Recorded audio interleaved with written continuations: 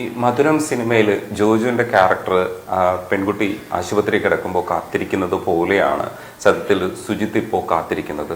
ഒരു വ്യത്യാസം എന്താണെന്ന് ചോദിച്ചാൽ ഇവർക്ക് ഇടയ്ക്ക് ചില റീൽസ് ഒക്കെ ചെയ്യാൻ കഴിയുന്നുണ്ടെന്നുള്ളത് മാത്രമാണ്. അങ്ങനെയാണ് നമ്മളൊക്കെ ഇങ്ങനെ ശ്രദ്ധിക്കുന്നത്, ഇങ്ങനെ ചില ജീവിതങ്ങൾ ഇങ്ങനെ കഴിഞ്ഞു പോകുന്നു എന്നുള്ളത്. ലിജി ആദ്യം ആരാ പ്രേമം പറഞ്ഞേ?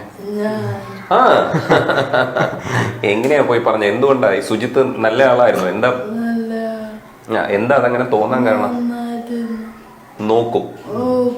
ഞങ്ങൾ ശരിക്കും പറഞ്ഞാൽ ഞാൻ പറഞ്ഞില്ല, ഞങ്ങൾ ഭയങ്കര സുഹൃത്തുക്കളായിരുന്നു. അപ്പം ഇതിനിടയ്ക്ക് ഓട്ടോമാറ്റിക് അതൊരു ആ സുഹൃത്തുക്കളെ കൺവേർട്ട് ചെയ്തൊരു പ്രണയത്തിലോട്ടങ്ങ് പോയി. സുജിത്തും ലിജിയും 9 വർഷം പ്രണയിച്ചതിന് ശേഷമാണ് കല്യാണം കഴിച്ചത്. കല്യാണം കഴിച്ച് ആദ്യത്തെ വിവാഹ വാർഷികം ആഘോഷിച്ച് 10 ദിവസം കഴിയുമ്പോൾ ലിജിക്കൊരു പനി വന്നു. അങ്ങനെ ലിജി കിടപ്പിലായി. ഇപ്പോൾ ട്രീറ്റ്മെന്റിലാണ്. സുജിത്തിനെയും ലിജിയെയും കാണാൻ വേണ്ടിയിട്ടാണ് വലിയൂർ വന്നിരിക്കുന്നത്. ഇവര് റീൽസിലൂടെയാണ് നമ്മളിലേക്ക് എത്തുന്നത്. കിടക്കയിൽ കിടന്നുകൊണ്ട് ഇത് ഒരുപാട് റീൽസ് ചെയ്തിട്ട് എല്ലാവരെയും പ്രചോദിപ്പിച്ചുകൊണ്ടിരിക്കുകയാണ്.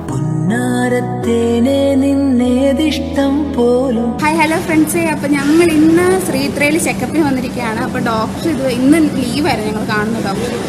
അപ്പോൾ വേറൊരു ഡോക്ടറെ കാണാം. ആ ഡോക്ടർ 3 മണിക്കേ വരത്തുള്ളൂ. അപ്പോൾ ഡോക്ടറിന് വേണ്ടിയിട്ട് വെയിറ്റിംഗ് ആണ്. അപ്പോൾ ലിജി കൊച്ചിന് വിശക്കുന്നു. അപ്പോൾ ചേട്ടായി ഇതേ ചോറ് കൊടുക്കുവാണ്. ചേട്ടായി വാരി കൊടുക്കുന്നു. ലിജി കൊച്ചു മേടിച്ച് കഴിക്കുന്നു. ലിജിക്ക് സംസാരിക്കുന്നതിന് ബുദ്ധിമുട്ടുണ്ട്. സംസാരിക്കാൻ ചിലതൊക്കെ സംസാരിച്ചാൽ തിരിയുള്ളൂ. എങ്കിലും ചില കാര്യങ്ങൾ ഞാൻ ലിജിയോട് ചോദിച്ച് മനസ്സിലാക്കാൻ ശ്രമിക്കുന്നുണ്ട്. ലിജി ശരിക്കും ഈ പറഞ്ഞ വർഷം ഞാൻ പറഞ്ഞതൊക്കെ ശരിയാണോ? എത്ര വർഷമായി കല്യാണം? മൊത്തം 9 വർഷമായി. 9 വർഷം സ്നേഹിച്ചു.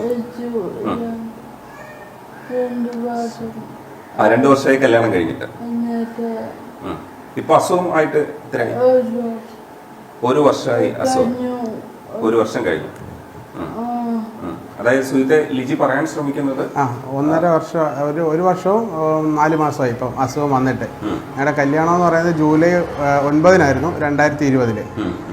2021 ജൂലൈ 21-നാണ് ലിജി ശ്രീധറിൽ അഡ്മിറ്റ് ആവുന്നത് ഹോസ്പിറ്റലിൽ. ഇത് ഒരുപാട് കാര്യങ്ങൾ ഇതിനകത്ത് പറയാനുണ്ട്. അതുകൊണ്ട് തന്നെ നമുക്ക് വിശദമായിട്ട് സുജിത്തിനോട് ചോദിച്ച് മനസ്സിലാക്കാൻ കാര്യങ്ങൾ.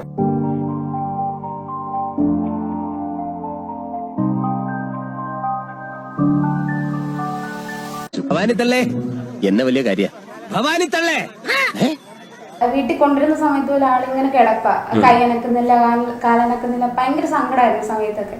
പക്ഷേ സോഷ്യൽ മീഡിയ വന്നപ്പോൾ തന്നെ കുറച്ച് ഇമ്പ്രൂവ്മെന്റ് ആയി. രാവിലെ തന്നെ ഞങ്ങൾ എണീപ്പിക്കും, കുറെ മെസ്സേജ് വായിക്കും, ഞങ്ങളെ കൊണ്ട് വായിപ്പിക്കും. അപ്പോൾ ഭയങ്കര സന്തോഷമായിരുന്നു അങ്ങനെ ഒരു ഇമ്പ്രൂവ്മെന്റ്.